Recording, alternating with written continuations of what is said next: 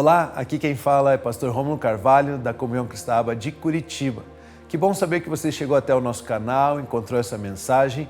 Queremos então ter um momento de louvor e depois uma mensagem que com certeza edificará a sua vida espiritual. Continuem abençoados. Nada é maior que o seu amor, o seu amor.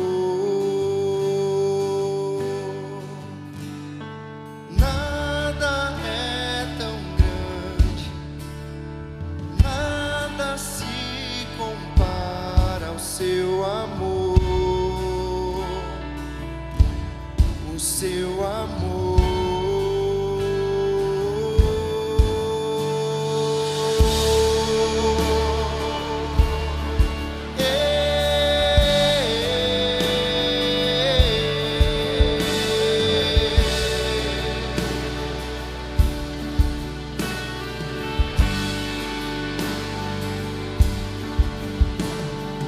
Nada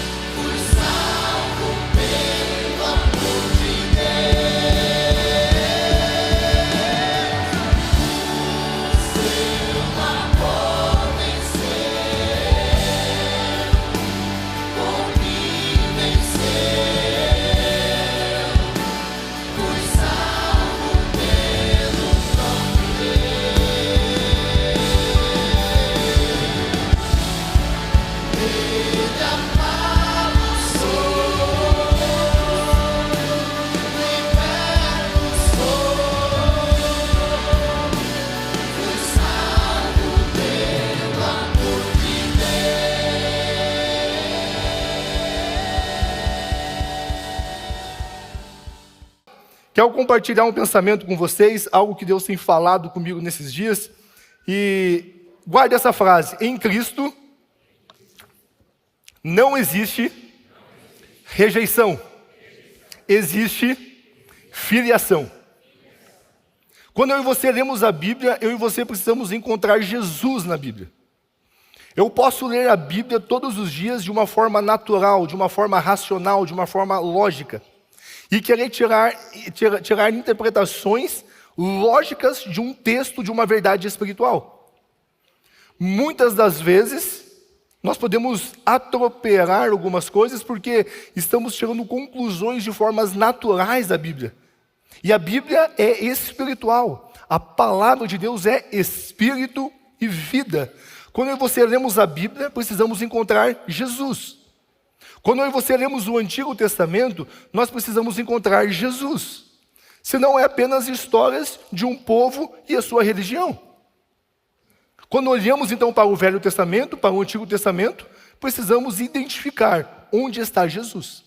O Antigo Testamento, nós já aprendemos aqui, é uma sombra daquilo que viria.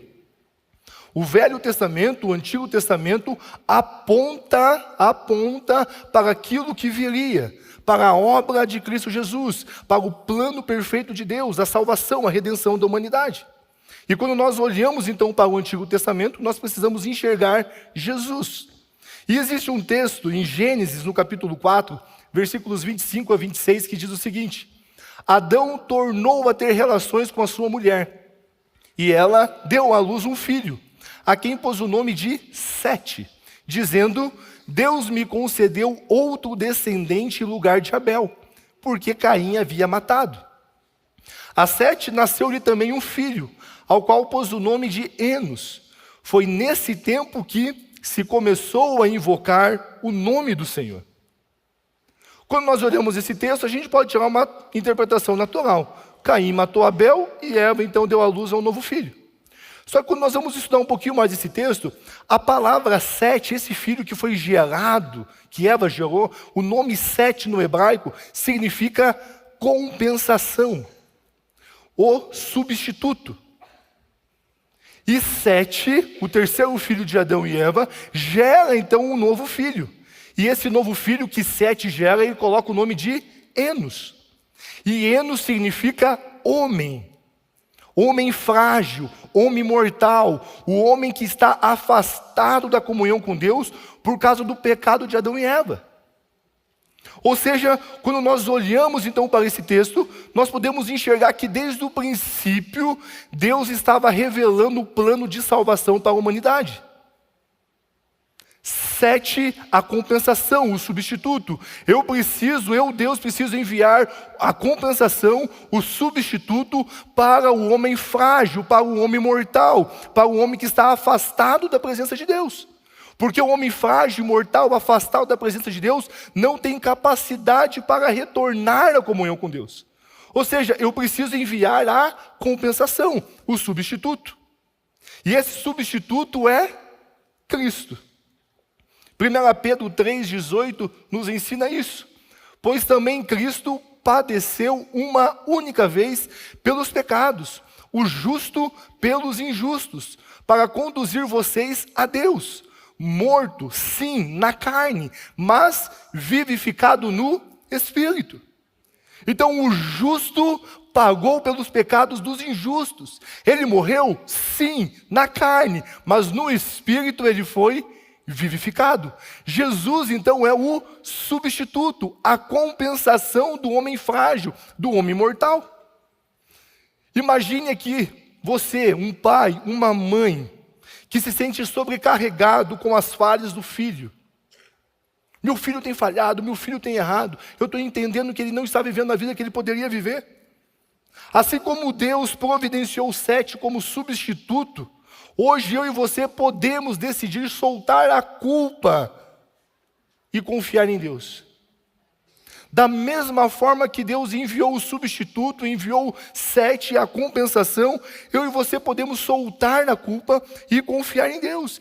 Em vez de eu viver uma vida de culpa, de condenação, sofrendo emocionalmente por causa disso.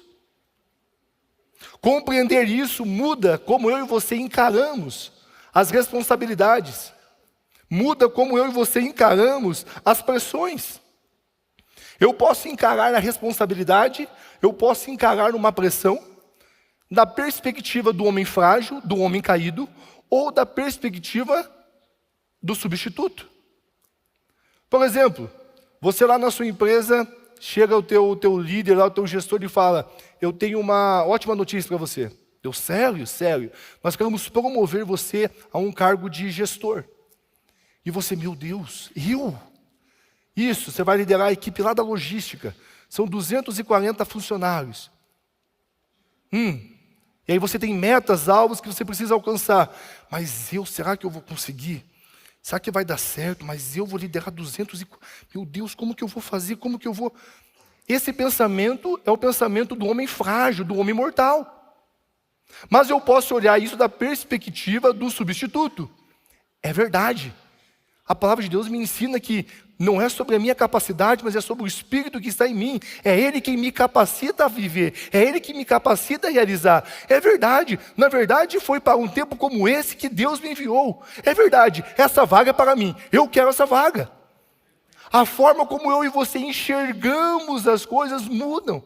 Eu posso enxergar da perspectiva do homem frágil ou do substituto. Como homem frágil, eu dou lugar ao medo. Mas com a perspectiva do substituto, eu dou lugar ao Espírito. Porque em Cristo não existe rejeição, existe filiação.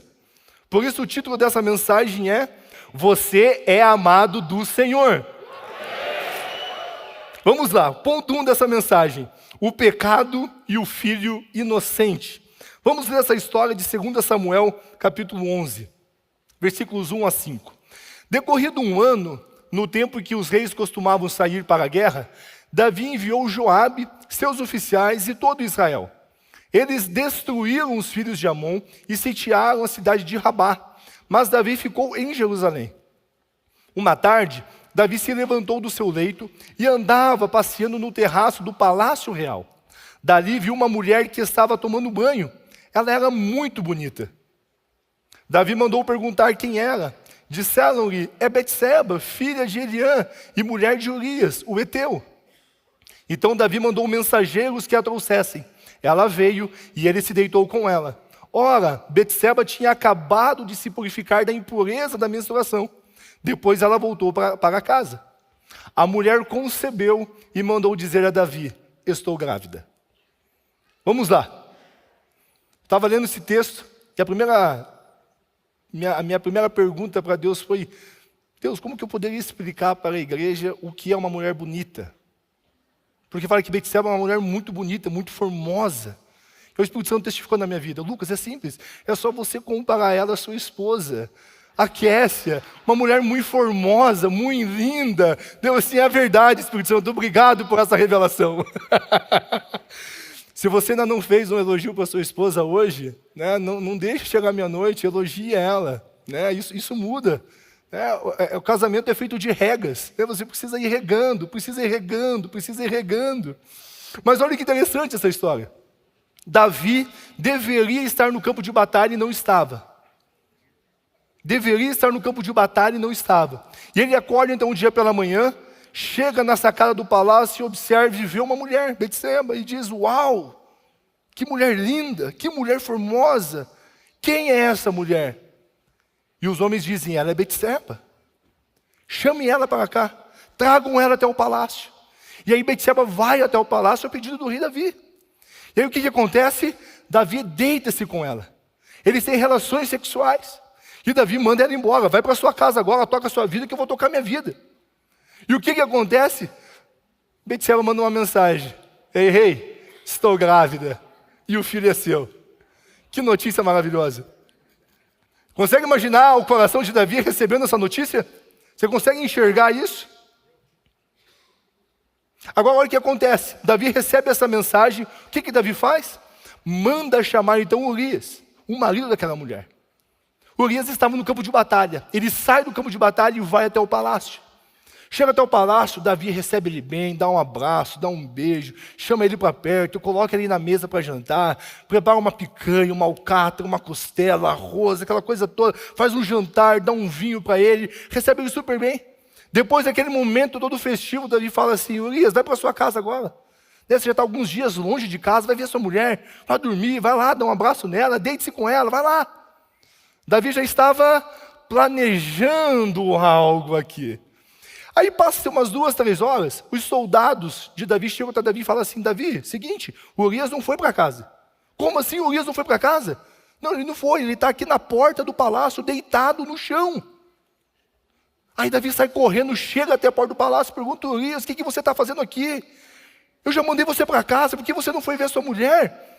Urias responde assim para Davi: meu rei, como eu vou para minha casa? Os meus amigos, os soldados que estão na guerra, na batalha comigo, estão agora no campo de batalha, estão dormindo em tendas. Joabe está lá planejando para entrar em batalha, e eu estou aqui no meio bom. Você acha que eu vou para minha casa, deitar com minha mulher, ficar numa cama quentinho? Não tem como, rei. Eu não posso fazer isso com você, eu não posso fazer isso com eles. Eu vou ficar aqui no palácio fazendo a sua guarda. E aí Davi faz o quê? Chama Urias novamente para jantar. E a história diz que Davi embebeda Urias, para ver se conseguia fazer ele mudar de ideia. Quem sabe ele bêbado não vai para casa ver a mulher dele. E mesmo assim Urias não vai para casa. Urias continua no palácio fazendo a guarda do rei. O que Davi faz? Não tem outra opção. Manda uma mensagem para Joabe e fala: Joabe, é o seguinte, quando vocês forem para o campo de batalha, eu quero que você coloque Urias no lado onde o exército inimigo é o mais forte. E na hora que vocês forem para a batalha, recuem com o seu exército e deixem Urias sozinho para morrer. E foi exatamente o que aconteceu. Urias morre, chega a notícia até Davi que Urias havia morrido, chega a notícia até Betseba e Betseba fica de luto. Após passar o luto de Betseba, Davi faz o quê? Manda chamar Betseba para o palácio. Imagina, o marido dela morreu na guerra, traga ela para dentro, eu vou cuidar de você, Betseba. E Betseba então vem para dentro do palácio. E Davi então assume ela, coloca ela agora sob a sua responsabilidade. De repente, chega o profeta Natã. O profeta Natã chega até Davi e fala assim: rei Davi, é o seguinte, tem uma história para te contar. Existiam 2 homens em uma cidade, um homem muito rico, um homem com muitas posses, com muitas ovelhas, com muito gado, e um homem mais pobre que tinha apenas uma cabrita. E esse homem rico recebe em sua casa um viajante. E ele vai então servir um jantar para esse viajante. E esse homem rico então manda matar, ele mata a única cabrita daquele homem pobre. E serve aquela única cabrita como jantar para aquele homem, para o viajante. Davi escuta isso e Davi fala assim: quem é esse homem? Davi fica enfurecido: fale para mim quem é esse homem, isso não se pode fazer. Onde já se viu fazer isso com ele? Ele que tem muitas ovelhas, muito gado, por que ele não pegou uma dele? Fale para mim quem é esse homem, porque esse homem merece a morte. E o profeta Natã chega tão mais perto de Davi e fala assim: Davi, esse homem é você. Davi está desesperado, por quê? Porque agora ele reconhece que ele poderia ter tido tudo naquele reino. Deus havia dito: cara, tudo que você quiser eu vou te dar aqui, Davi, fica tranquilo. Mas você escolheu algo que não pertencia a você. E Davi então se prostra no chão. E ele faz uma oração de arrependimento. Salmo 51 é a oração de Davi, a oração de arrependimento de Davi após esse ato. E Davi está nessa posição porque ele sabe que aquela culpa, aquele pecado, o resultado daquilo gera morte. Está escrito: o salário do pecado é a morte. Ele sabe então que aquele pecado, aquela culpa geraria morte sobre a vida dele. E aí vem a história que eu quero ler com vocês de 2 Samuel, capítulo 12, versículos 13 e 14. Então Davi disse a Natã: pequei contra o Senhor. E Natã respondeu: também o Senhor perdoou o seu pecado. Você não morrerá. Mas porque com isto você deu motivo a que os inimigos do Senhor blasfemassem, também o filho que lhe nasceu morrerá. A culpa daquele pecado que estava sendo imputado a Davi, agora não é mais imputada a Davi. O profeta está dizendo: ei, Deus não está imputando esse pecado a você. Só que o salário do pecado é a morte. E esse pecado, essa culpa vai cair então sobre esse filho que você gerou com Betseba.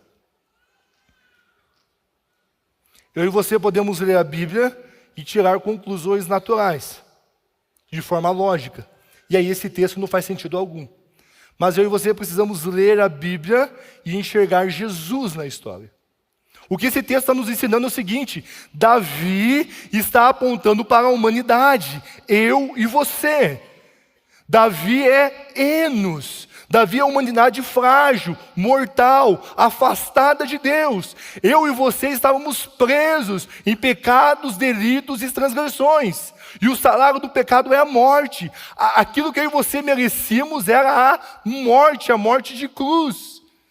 Só que Deus, em sua infinita graça, fala o seguinte: ei, eu não vou imputar esse pecado a você, homem. Eu não vou imputar esse pecado a você, humanidade. Esse pecado, essa culpa vai cair sobre a criança, sobre o filho inocente, sobre o substituto perfeito, sobre a compensação que é Jesus Cristo. Aquilo que eu e você merecíamos não caiu sobre nós, caiu sobre Jesus. A criança não morreu por culpa pessoal. O bebê não morreu porque tinha pecado. O bebê morreu pela consequência do pecado de Davi com Betseba. Esse pecado, essa culpa foi imputado àquela criança e não mais sobre Davi. Da mesma forma que eu e você merecíamos a morte. E isso não foi imputado a mim e a você, mas foi imputado em Cristo Jesus. A Bíblia nos ensina isso em Isaías 53, que fala o seguinte: todos nós andávamos desgarrados como ovelhas, cada um se desviava pelo seu próprio caminho, mas o Senhor fez cair sobre ele a iniquidade de todos nós. Ele foi oprimido e humilhado, mas não abriu a boca. Como o cordeiro foi levado ao matadouro, e como ovelha muda diante dos seus tosqueadores, ele não abriu a boca. Pela opressão e pelo juízo, ele foi levado, e de sua linhagem, quem se preocupou com ela? Porque ele foi cortado da terra dos viventes, foi ferido por causa da transgressão do meu povo. Designaram-lhe a sepultura com os ímpios, mas com o rico esteve na sua morte, embora não tivesse feito injustiça, e nenhum engano fosse encontrado em sua boca. Todavia, ao Senhor agradou esmagá-lo, fazendo-o sofrer. Quando ele der a sua alma como oferta pelo pecado, verá a sua posteridade e prolongará os seus dias, e a vontade do Senhor prosperará nas suas mãos. Ele verá o fruto do trabalho de sua alma e ficará satisfeito. O meu servo, o justo, com o seu conhecimento, justificará a muitos, porque as iniquidades deles levará sobre si. Por isso, eu lhe darei a sua parte com os grandes, e com os poderosos ele repartirá o despojo, pois derramou a sua alma na morte, e foi contado com os transgressores. Contudo, levou sobre si o pecado de muitos, e pelos transgressores intercedeu. Aquilo que eu e você merecíamos não foi imputado a nós, caiu sobre o Filho inocente, Cristo Jesus, a compensação, o substituto perfeito. Da mesma forma que Davi merecia a condenação, a morte não caiu sobre ele e caiu sobre aquela criança. A cruz é o lugar onde a culpa que estava sobre mim foi transferida para o Filho inocente. Nós trabalhamos muito com jovens. E o jovem, ele tem muito, ele se preocupa demais com performance. Então o jovem, ele se preocupa em provar o seu resultado. Eu preciso provar que sou bom. Eu preciso provar que vou conseguir. Eu preciso mostrar que eu posso. Ele se preocupa com a foto que ele vai postar no Instagram. Se vai ter like, se vai ter comentário, se vai ter engajamento. Ele se preocupa em ser aprovado. Ele se preocupa em entregar resultado. Ele se preocupa com essas coisas. Mas assim como Davi não teve a culpa imputada a ele, e Cristo carregou no lugar dele, eu e você não precisamos carregar mais esse peso, essa culpa de performance, de querer provar alguma coisa para alguém. Eu não estou nem aí se eu vou agradar B, C ou D, eu não vivo a minha vida para agradar ninguém. Esse não é o objetivo da vida cristã. Eu não preciso carregar esse fardo, eu não preciso carregar isso, porque eu fui substituído na cruz. E essa compreensão, essa consciência me faz viver os meus dias nos dias de hoje. Quando você falhar, quando você cometer algum tipo de erro, ei, não dê lugar à culpa, não dê lugar ao medo, não dê lugar à condenação. Jesus é o substituto perfeito da minha vida e da sua vida. A sua vida não se mede pelos resultados que você dá.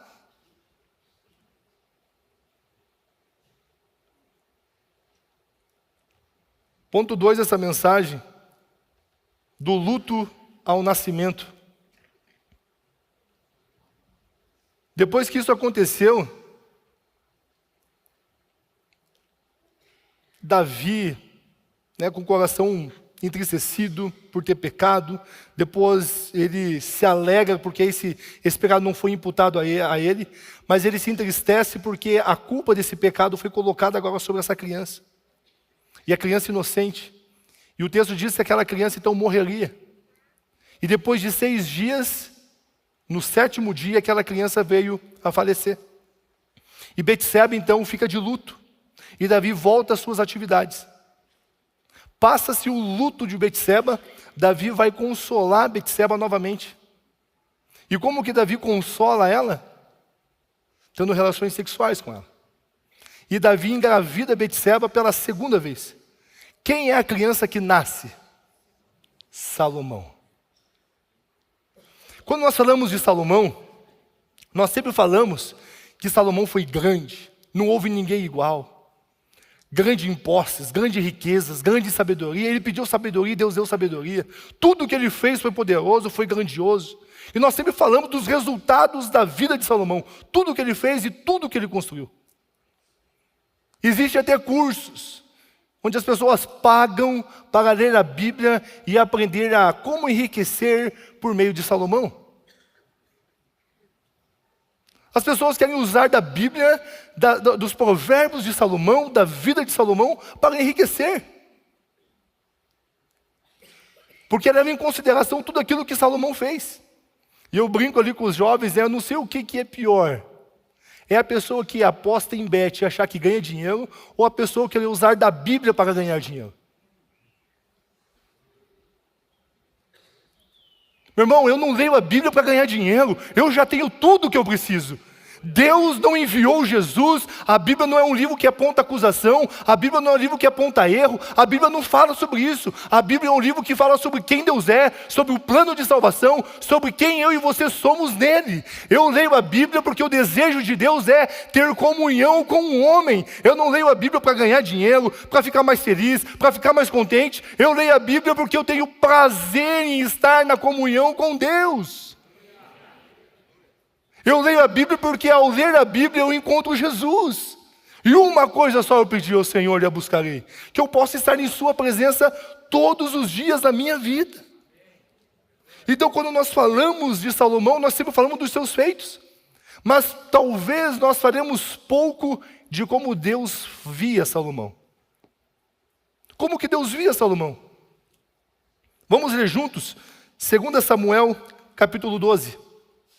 Então Davi consolou Betseba, sua mulher, teve relações com ela, e ela teve um filho, a quem Davi deu o nome de Salomão. Quem deu o nome de Salomão? Davi.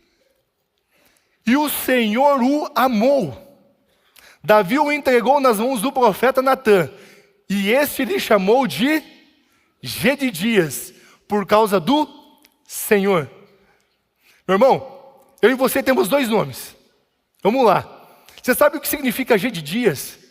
Gedidias no hebraico significa amado do Senhor.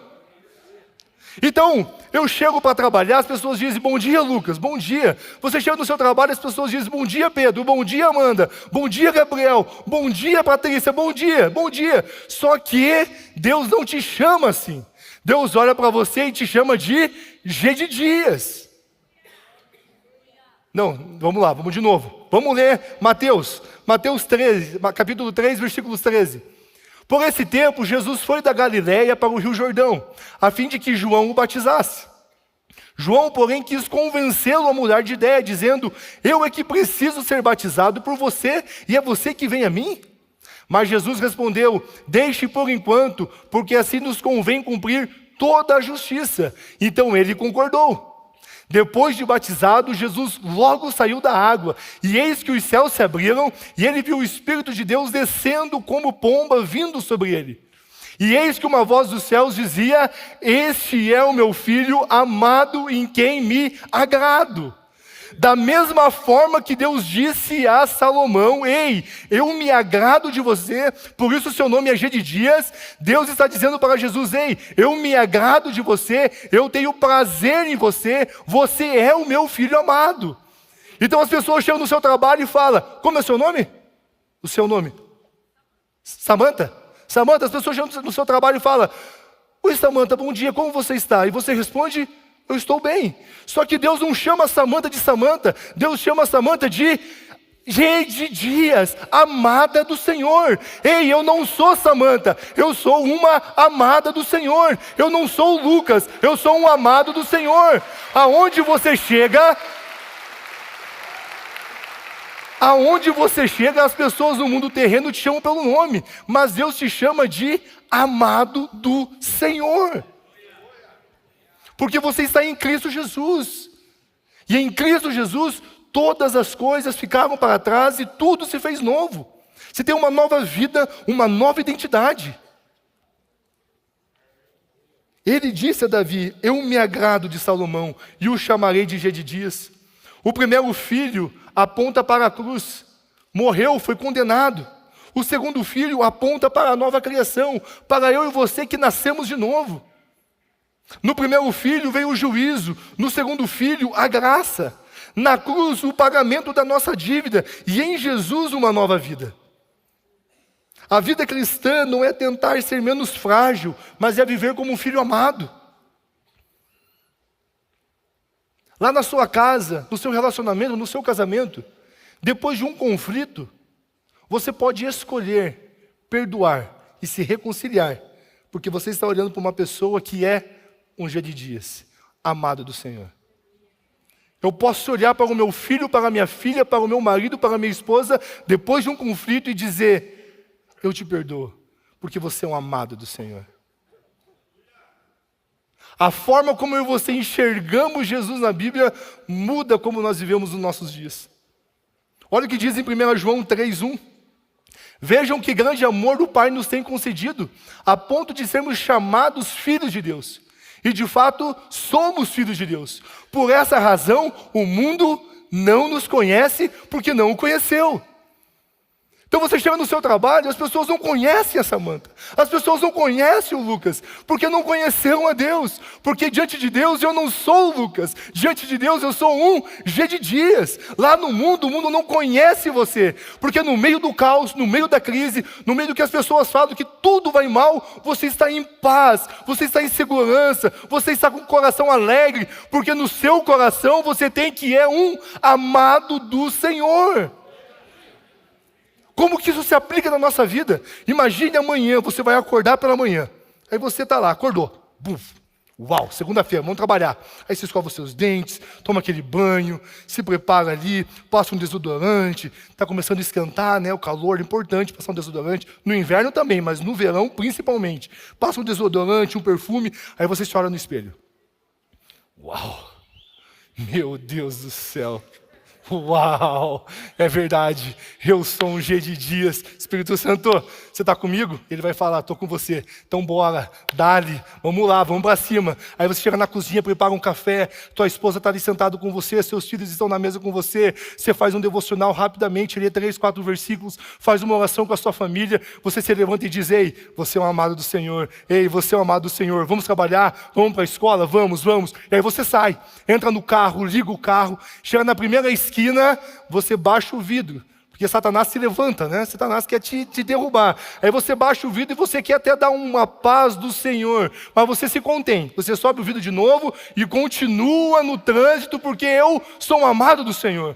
Aí você chega lá no seu trabalho, né? Tem gente querendo atrapalhar, prejudicar, segurar a promoção, segurar a venda. Aí você chega, pessoal, fica tranquilo. O G de Dias chegou nesse lugar. O amado do Senhor chegou nesse lugar. Se existe alguma coisa atrapalhando, segurando, Satanás vai soltar, porque o amado do Senhor chegou nesse lugar. E aí você começa a trabalhar. Chega na hora do almoço, tem lá a sua amiga do trabalho, o seu amigo do trabalho, cabisbaixo, meio triste, e você olha, por que você está assim?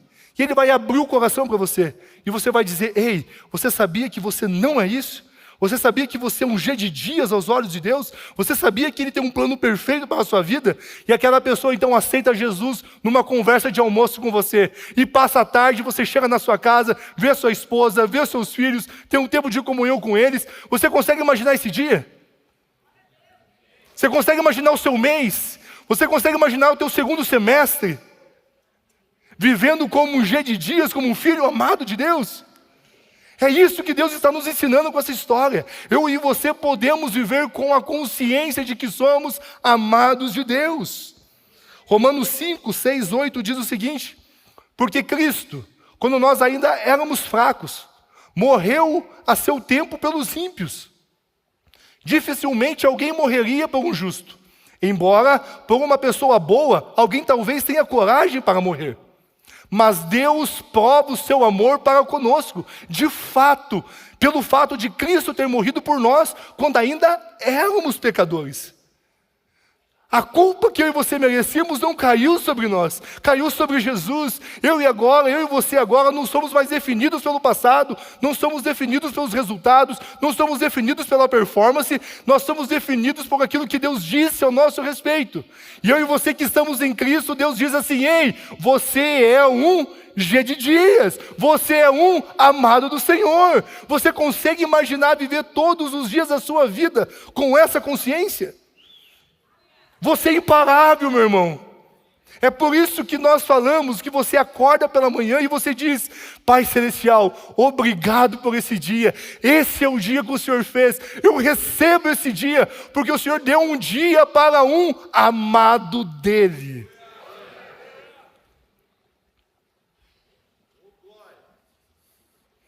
Um dos maiores medos das pessoas é a rejeição. Seja numa amizade, seja num relacionamento, dentro da própria família. Só que em Cristo não existe rejeição.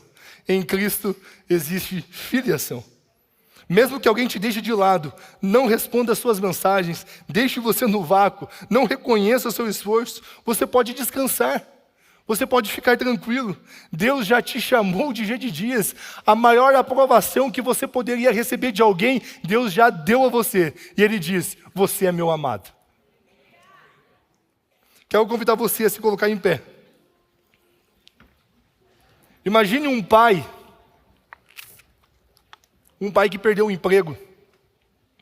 E esse pai sente que fracassou. Fracassei como provedor. Sou provedor da minha casa. E ele percebe que em Cristo a sua identidade é de filho amado do Senhor. Ele não precisa mais viver sobre o medo ou sobre a vergonha. Porque ele tem a revelação, a consciência de que ele é um filho amado do Senhor. E essa consciência faz com que ele levante no dia seguinte, com alegria, com coragem, com disposição, para receber novas oportunidades, para liderar a sua família, com fé e com esperança. Eu quero dizer algumas palavras aqui, e quero que você repita. Coloque valor nessas palavras. E diga assim, eu não sou definido pelo meu passado. Eu não sou definido pelo pecado. Eu sou definido pelo meu Deus. Eu sou o que Ele diz que eu sou. E em Cristo, eu sou amado do Senhor. Eu sou amado do Senhor. Eu sou amado do Senhor. Agora para o inferno escutar. Eu sou amado do Senhor. Isso é verdade sobre a sua vida. Isso é verdade sobre a minha vida. Em Cristo você é um G de Dias, um amado do Senhor. E eu quero encerrar essa mensagem lendo um texto de Romanos, capítulo 8, versículos 28 a 39. E quando eu estiver lendo, que é o que você vai dizendo aí, lambando, isso é assim, isso é verdade na minha vida, eu recebo isso, vai concordando com isso muda a nossa vida hoje. Sabemos que todas as coisas cooperam para o bem daqueles que amam a Deus, daqueles que são chamados segundo o seu propósito. Pois aquele que Deus de antemão conheceu, Ele também predestinou para serem conformes à imagem de seu Filho, a fim de que Ele seja o primogênito entre muitos irmãos. E aos que predestinou, a esses também chamou. E aos que chamou, a esses também justificou. E aos que justificou, a esses também glorificou. Que diremos então à vista dessas coisas? Se Deus é por nós, quem será contra nós? Aquele que não poupou o seu próprio filho, mas por todos nós o entregou, será que não nos dará graciosamente com ele todas as coisas? Quem intentará acusação contra eu e você? É Deus quem justifica eu e você. Quem nos condenará? É Cristo Jesus quem morreu, ou melhor, quem ressuscitou, o qual está à direita de Deus e também intercede por nós. Quem nos separará do amor de Cristo? Será a tribulação, a angústia, a perseguição, a fome, a nudez, o perigo ou a espada? Como está escrito, por amor de ti somos entregues à morte continuamente, fomos considerados como ovelhas para o matadouro.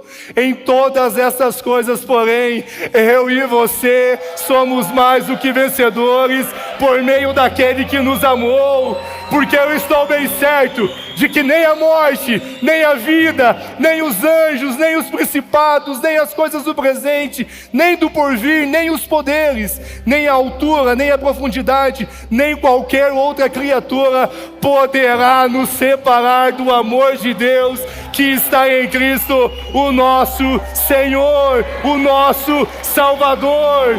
Eu e você somos amados do Senhor. Aleluia! Aleluia! Eu e você não somos definidos pelo passado. O passado não define o nosso futuro. Eu e você somos aquilo que Deus diz que somos. E Ele diz que você é um G de dias. Você é um amado do Senhor. Continuem abençoados.